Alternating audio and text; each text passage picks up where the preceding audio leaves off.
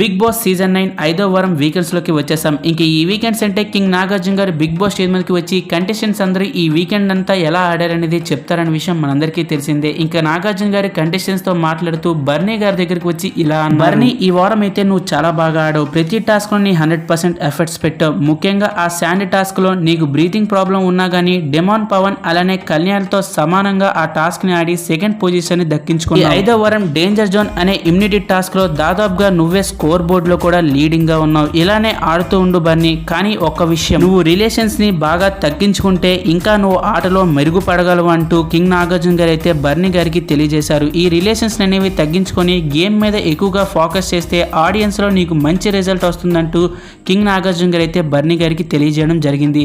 అయితే మరి మీరేమనుకుంటున్నారు? బర్నీ గారు ఆట తీరు గురించి మీ ఒపీనియన్ అనేది కామెంట్ రూపంలో తెలియజేయండి. అలానే మీలో ఎవరైనా బర్నీ గారు ఫ్యాన్స్ ఉంటే ఈ వీడియోకి ఒక లైక్ చేసి మన ఛానల్ సబ్స్క్రైబ్ చేసుకొని పక్కనే ఉన్న బెల్ ఐకాన్ అయితే ఆన్లో పెట్టుకోండి. బిగ్ బాస్ సంబంధించిన ఎటువంటి అప్డేట్స్ అయినా మన ఛానల్లో ముందుగానే వీడియోస్ పోస్ట్ చేస్తాం. Thank you for watching. Have a nice day.